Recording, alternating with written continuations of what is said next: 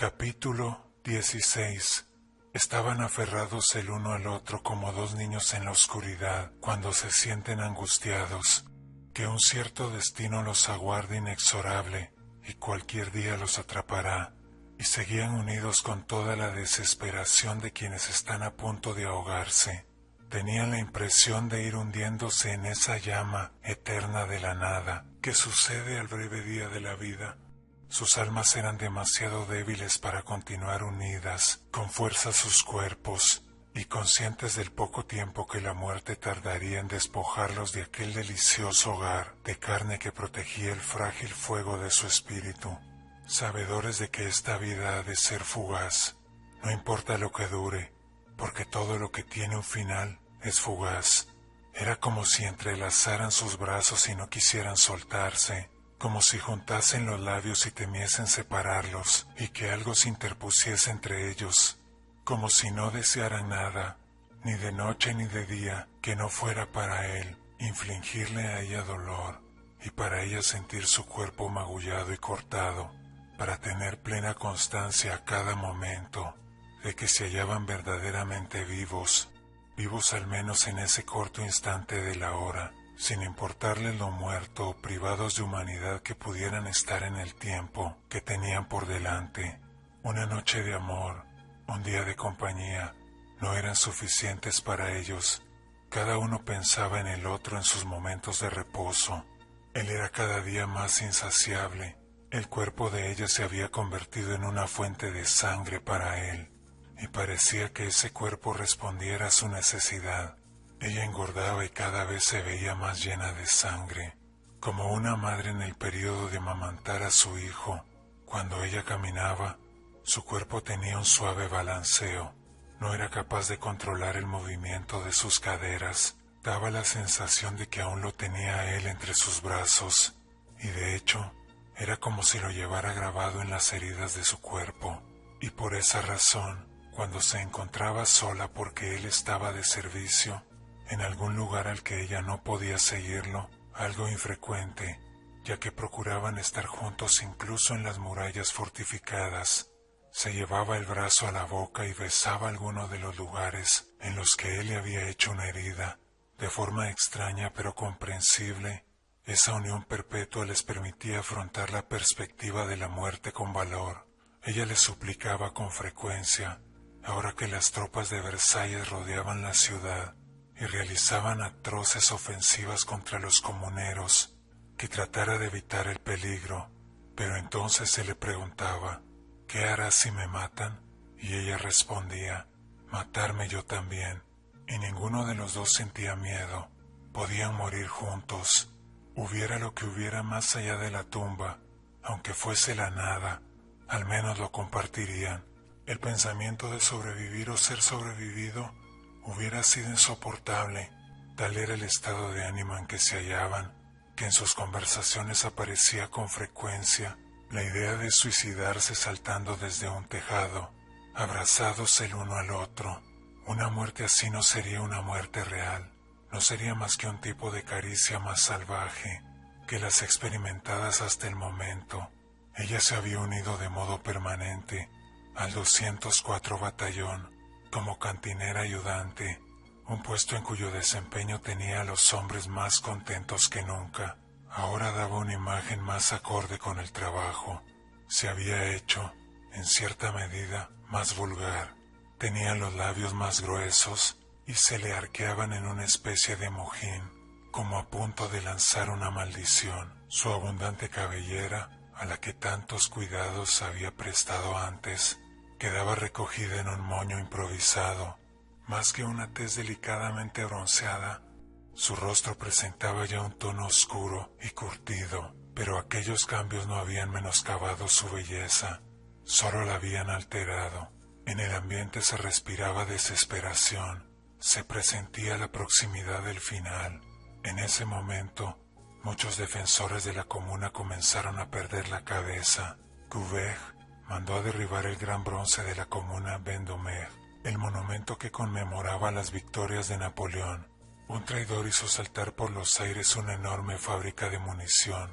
Se perdieron muchas vidas, En medio de aquella atmósfera de violencia, no es extraño que se encargara a una delegación de científicos como tarea prioritaria el acopio de materiales inflamables, petróleo, azufre, dinamita, resina, además de diversas cantidades de explosivos que junto con todo lo anterior podrían servir para reducir París a cenizas cuando estuviese a punto de caer, y lo que es peor, bombas de gas diseñadas para asfixiar, y también se fabricaron otras que rociaban con ácidos, aunque éstas eran aún de limitada eficacia. Se crearon unos anillos, cada uno con una bolsita de goma llena de veneno, que por medio de una diminuta aguja hueca podían ser utilizadas por los prisioneros contra sus captores. Un simple arañazo bastaba para matar. En realidad, las cantidades de estos artefactos fueron muy reducidas, pero aunque resultaban de poco provecho, constituyen un símbolo que ilustra muy bien el desesperado estado de los comuneros, y aquellas dos personas del cuarto del sótano sentían la tensión en mayor medida que los demás. Sobre todo Bertrand, el olor de la muerte a su alrededor le daba ganas de aullar. A veces, en su garganta se formaba un grito salvaje que intentaba ascender para salir al exterior, pero lograba ahogarlo a tiempo. Su mente no dejaba de repetirse: estoy curado, pero él sabía que no era así, y también sabía que la bestia de su interior se mantenía a buen recaudo solo a expensas de Sophie. Se despertaba en plena noche y se decía: dame fuerzas, Señor, dame fuerzas. Repetía una y otra vez todos los fragmentos de oraciones que recordaba y pedía ayuda a todos los santos. Al final, desesperado, agarraba el cuchillo. Sophie dormía. Llegó un momento en que ella no siempre despertaba ante las peticiones de él. Juntaba su cuerpo con ternura al de Bertrand y se movía lentamente, con los músculos relajados, como si actuase en sueños. Él no tardó en sentirse insatisfecho. Entonces se apoderó de él un diabólico deseo de acabar con aquellos pequeños sorbos y atacar la fuente principal, allí en la parte más blanda del cuello, y tener de nuevo la sensación de verse inundado por un cálido fluido una vez que la sangre saliera a borbotones de la arteria carótida. Terminaba moviendo la cabeza de forma frenética para sacudirse esos pensamientos. No, gritaba, apretando los dientes. Oh Dios, quítamelo de la mente. Y toda la noche se convertía en una larga batalla para destruir un deseo que surgía sin cesar, más intenso después de cada caída. Una y otra vez intentaba aplacar su destructiva sed, pero la cantidad que se procuraba era insuficiente. La estoy matando poco a poco, bramaba. Mejor sería acabar de una vez por todas. En una ocasión, de hecho, el ansia que sus dientes tenían por lanzarse sobre aquella garganta se hizo tan irrefrenable que saltó de la cama, se vistió a toda prisa y salió a la calle. Si debo hacerlo, pensó, que al menos no sea ella. A unas manzanas de allí atacó a un hombre. Sintió que sus manos y sus pies se despegaban del suelo e impulsaban su cuerpo por el aire. Sus dientes buscaban la garganta. El hombre se defendió, sacando fuerzas que procedían de su propio terror. Bertrand dejaba escapar ahogados gruñidos y rugidos. La ropa le oprimía. Era consciente de haberse equivocado al ponérsela. Cuando se quiso dar cuenta, había caído sobre el resbaladizo adoquinado, con una pesada rodilla que le presionaba el estómago y un puño que atravesó la protección de sus brazos para estamparse contra su cabeza. Más tarde, cuando Sophie se despertó, lo primero que pensó fue que Bertrand había salido temprano, con la intención de comprar algo para el desayuno, pero, después de un buen rato, comenzó a preocuparse. Se habría unido a su batallón en la lucha que entonces se libraba cerca del Porte Saint-Cloud. Madame Labouvé, la portera, no había visto a Monsieur. Sophie fue corriendo hasta el cuartel general del batallón. La tienda donde lo habían instalado estaba cerrada. Nadie sabía nada. Fue de un lado a otro mirando en cada cantina, interrogando a cualquiera que tuviese aspecto de oficial. Siguió una docena de pistas erróneas. Por la noche estaba exhausta, tanto mental como físicamente. Sus esperanzas renacieron 100 veces, solo para desaparecer otras 100. Finalmente, con los pies destrozados y hambrienta, aunque indiferente ante su condición, regresó a su cuarto. Mientras cruzaba el patio, tuvo la certeza de que él estaría adentro, esperándola, pero la habitación se encontraba a oscuras y vacía, y el desorden era exactamente el mismo que ella había dejado. Se convenció de que por la mañana tendría más suerte, y se tumbó para descansar, pero el sueño no llegó. Echaba de menos el otro cuerpo a su lado, echaba de menos la seguridad de la presencia de Bertrand. Hizo lo que llevaba meses sin hacer, moldear formas terroríficas a partir de la oscuridad, poblar las sombras de figuras agazapadas y a punto de saltar sobre ella. Podía verlas moverse para ocupar los lugares más adecuados, esperando el momento de lanzarse sobre su garganta y matarla. ¿Por qué no estaba allí Bertrand para protegerla? Bertrand, Bertrand, gimió. ¿Acaso ya no volvería a verlo? Había llegado el fin. ¿Terminarían en tumbas separadas? Entonces, a ella la iban a enterrar realmente en el cementerio judío y por lo tanto, ¿se haría realidad la imagen con la que tanto había soñado? Sus padres llorando ante el ataúd, Bagal jurando venganza. Ella oía aquel llanto. Sí, casi era capaz de oír las palabras de Bagal. Y ahora, ya la habían bajado hasta el fondo de la fosa. Oía, sí. Ahora lo oía con toda nitidez, la tierra que caía palada a palada sobre la tapa que la cubría. Se incorporó en la cama, aterrorizada. El sudor le cubría todo el cuerpo. Respiraba con ansiedad. ¡Qué estúpida! No era más que algún vecino andando por la habitación de arriba, algún obrero con sus recias botas claveteadas. Oyó otro ruido. Por fin volvía a casa Bertrand. Por fin, gracias a Dios, los pasos se fueron haciendo más audibles. Ella estaba a punto de gritar, Bertrand. Entonces los pasos se desviaron, fueron desvaneciéndose por un largo pasadizo adyacente. Desaparecieron. La abrumadora oscuridad le envolvió de nuevo. Se levantó y encendió la vela. Solo quedaba un pequeño cabo, y no tardó en apagarse. El candil tenía una mecha que ya no podía reavivarse. Además, el combustible se había consumido hasta dejar poco más que una mancha en la base. La vela emitió sus últimos destellos. Sophie solo tenía unas cuantas cerillas y tuvo que dosificarlas, encendiéndolas en largos intervalos. Era inevitable que se acabasen, pero de algún modo se quedó dormida. En sus manos húmedas y calientes, la cabeza de azufre de las cerillas se reblandecieron y se fusionaron. Se despertó por la mañana con una masa de sustancias químicas malolientes, adheridas a la palma de la mano. No había ni rastro de Bertrand. Lo cierto es que lo habían arrestado. Como era soldado y su captor también, el caso se iba a decidir en un consejo de guerra. Aymar, mientras paseaba aquella mañana, se encontró con el coronel Gua. Aymar lo felicitó. Hace unos días me enteré de que lo han nombrado presidente de un nuevo consejo de guerra. Da la casualidad, replicó Gua, de que estamos a punto de tener la primera sesión. Tenemos que juzgar varios casos de interés, algunos traidores, un loco que trató de morder a un camarada. En ese momento Aymar lo interrumpió. ¿Un loco que intentó morder a un camarada? No conozco el caso, explicó Gua, pero si le interesa, venga conmigo.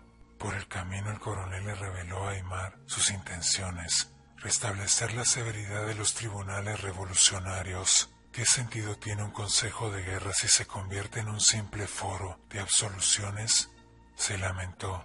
Los consejos de guerra han perdido su carácter revolucionario, de juicios rápidos y duros, y la culpa es del público que asiste a las sesiones.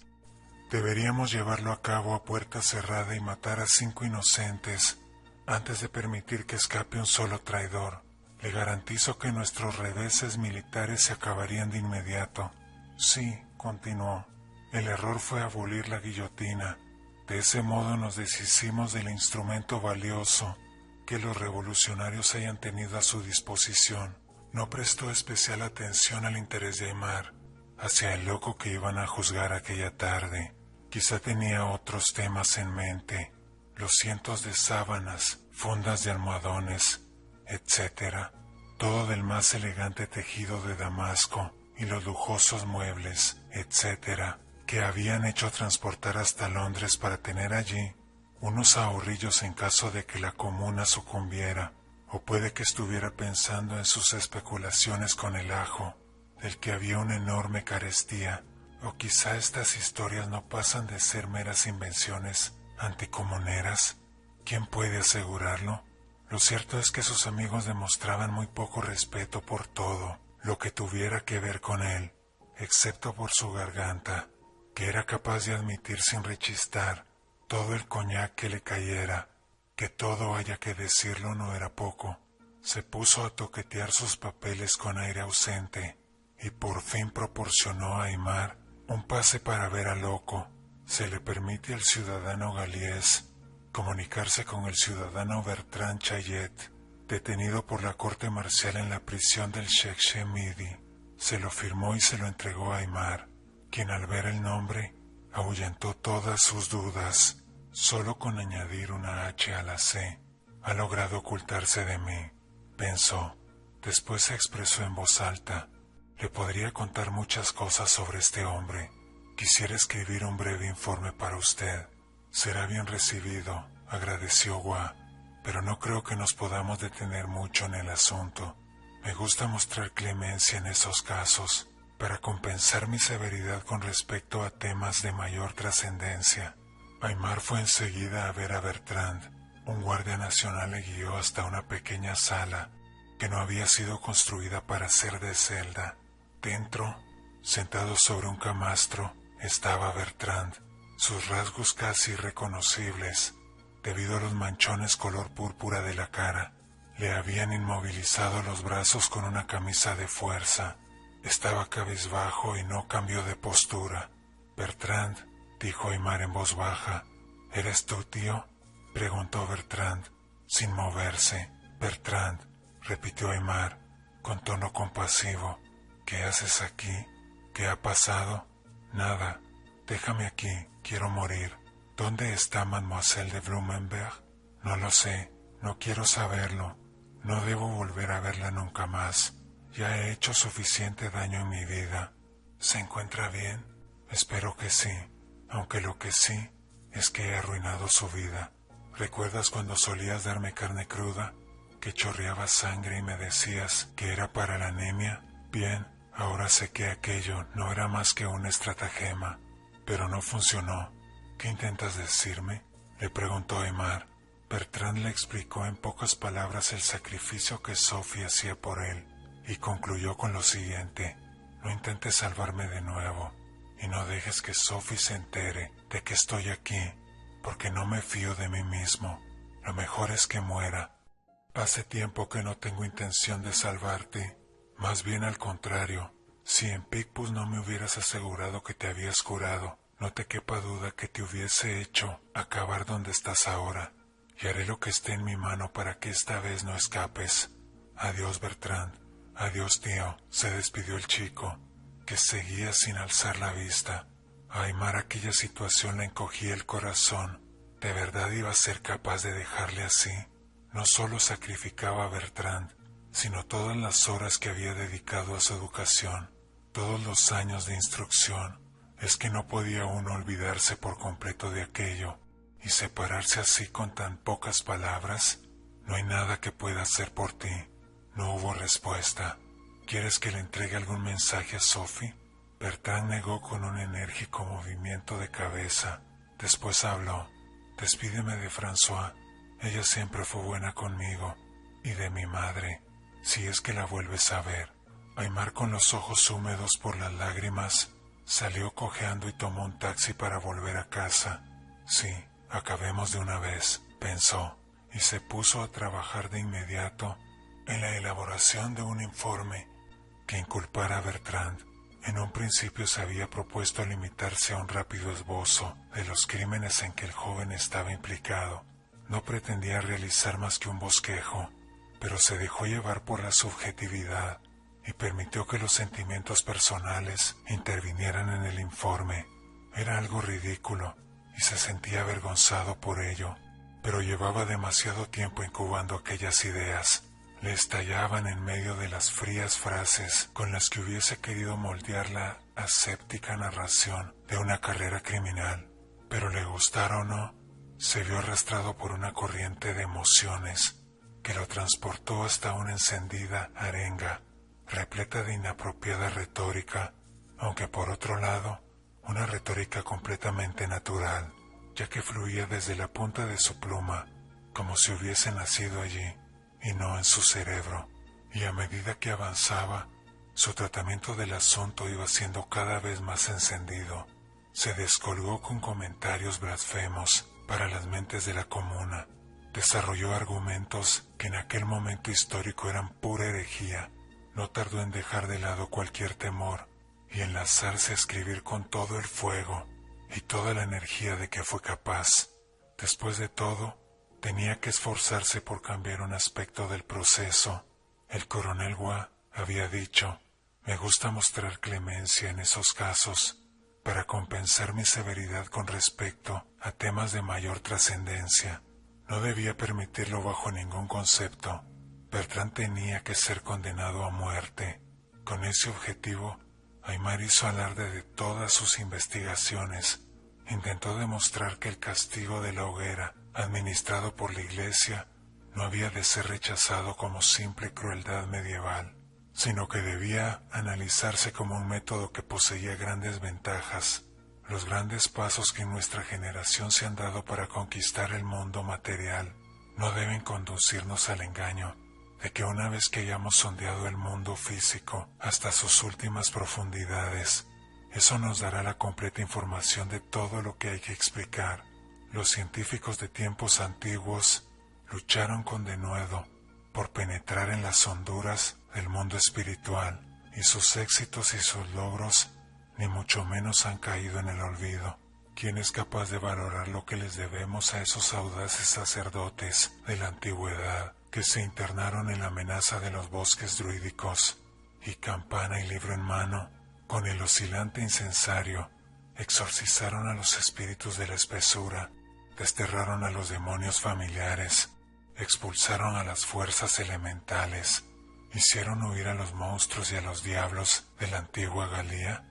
¿Quién es capaz de valorar la deuda que tenemos con ellos por acabar con todas las bestias extrañas y antinaturales que en tiempos lejanos se agazapaban en la oscuridad de cada grieta y cada hueco, bajo los helechos y las rocas cubiertas de musgo, aguardando para abalanzarse sobre el incauto caminante que no había pasado a tiempo? No todos aquellos monstruos eran igualmente malvados, pero todos ellos constituían penosas interferencias en el destino del hombre. Si hoy en día el viajero solitario puede caminar sin temor por las sombras nocturnas de los silenciosos bosques de Francia, ¿es acaso gracias a la vigilancia de nuestra policía? ¿Es quizá porque la ciencia nos ha enseñado a no creer en fantasmas y en monstruos? ¿O no será más bien obra de la Iglesia, que después de un milenio de batallar consiguió, tras un enorme esfuerzo, liberar el ambiente de su carga de terror oculto y así permitir el completo desarrollo del ego humano? Nosotros, quienes hemos disfrutado de los beneficios de aquella obra, no debemos dejar que el orgullo nos tape los ojos ante nuestra deuda. En el futuro pensadores más preclaros me darán la razón. Sí, si hoy nos sentimos a salvo de los terrores diabólicos que afligieron a las ignorantes gentes de tiempos pasados, no nos enorgullezcamos como si hubiésemos superado un simple miedo infantil. Analicemos el asunto sin prejuicios. El mal existe, el mal alimenta el mal. Los horrores y las crueldades de la historia se dan la mano desde tiempos inmemoriales. Un crimen engendra otro, no lo multiplica. Quien comete un crimen infecta a los demás. Los de su calaña se reproducen como las moscas. Si nada se opone a esa plaga, acabará haciendo del mundo un hervidero de corrupción. Juzguemos con la mayor severidad posible. Se dice que la Iglesia Católica quemó a 300,000 brujas, hasta que el mundo exclamó horrorizado: ¡qué absurda superstición! Las brujas no existen, y claro que ya no existían. Dejaron de existir para siempre, pero ahora se han quitado los barrotes, se han abierto las puertas de par en par, y los monstruos de antaño, bajo nuevos disfraces, pronto poblarán al mundo. Los modernos terrores no acecharán el bosque, sino que caminarán por la plaza del mercado. No atacarán a caminantes solitarios, sino que se aferrarán a la garganta de naciones enteras. Habrá guerras como nunca ha visto el mundo, y crímenes contra la especie humana, con los que nadie ha soñado aún, y la oscura sangre de la vida fluirá en cascadas, y los gritos de aquellas 300,000 brujas no serán más que el pilar de los pájaros, comparado con los lamentos de la humanidad agonizante, rojo por el esfuerzo, ya que había estado escribiendo a gran velocidad para terminar antes del juicio, y rojo también por lo violento que se sentía al haber expuesto a la luz secretos rincones de su corazón. Salió corriendo en dirección al edificio habilitado para los consejos de guerra, en la esquina de la calle du Cherche Midi y de la calle du Regard. Vio al coronel Gois, pero estaba ocupado. Eran más de las 7 y la sesión debía comenzar a las 9 de la noche. El coronel cogió el informe de Aimar, le hizo algunas preguntas que Aimar esquivó lo mejor que pudo con la respuesta: lo encontrará todo ahí. Y tras asegurarle al coronel que leería el documento, se fue. Bueno, ya estaba hecho. Si había sido un error, ya era irreparable. Y había más consuelo en esa certeza que en seguir cavilando si llevarlo o no a efecto.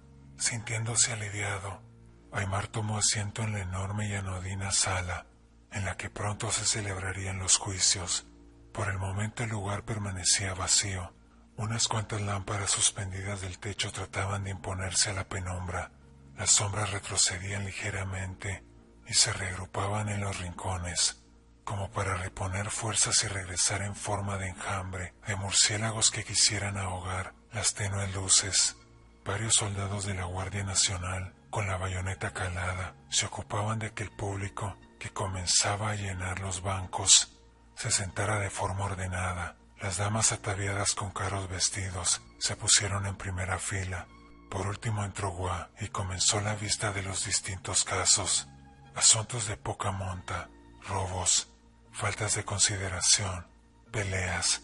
Después llegó el plato principal de la noche: Jean-Nicolas Giraud, capitán del 74, acusado de insubordinación por el jefe de escuadrón. Los abogados expusieron sus alegaciones. Luego habló Giraud, admitió los hechos. Su compañía llevaba de servicio 3 días bajo el fuego enemigo en el Port du Maillot. Se les había prometido un relevo. Los hombres estaban agotados por el esfuerzo y por la falta de comida. Sin embargo, una vez relevados y apenas iniciada la marcha, les ordenaron regresar. Mi conciencia, concluyó Giraud, me decía que tenía derecho a desobedecer. Como jefe de mi compañía, me atribuí esa responsabilidad. El presidente Gois suspendió la vista por unos momentos y deliberó con los jueces y ayudantes. Al poco tiempo anunciaron el veredicto, que Gois leyó en voz alta. Se trataba de una serie de dado que, es decir, dado que el acusado admite los cargos, dado que el pasado político del acusado, no importa cuán glorioso sea, Giraud era un republicano de solera, no puede servir de excusa por incumplir las obligaciones militares con las que se ha comprometido, etcétera, etcétera. Declaramos al acusado culpable por haberse negado a avanzar contra los rebeldes armados de Versalles. Por consiguiente, este tribunal, tras la obligada deliberación, impone al ciudadano Giraud Jean-Nicolas la pena de muerte, que se ejecutará en...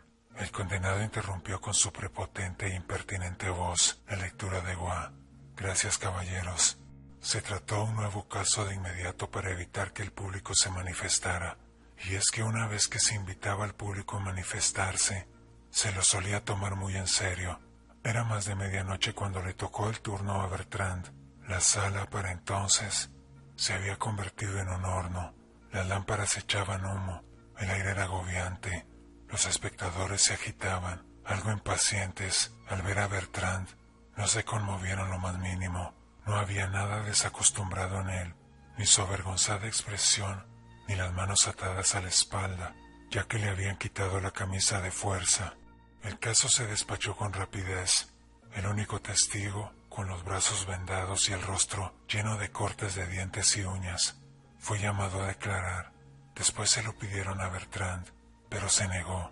Ambas partes, tras previo acuerdo, habían prescindido de abogados, razón por la cual el tema quedó zanjado enseguida.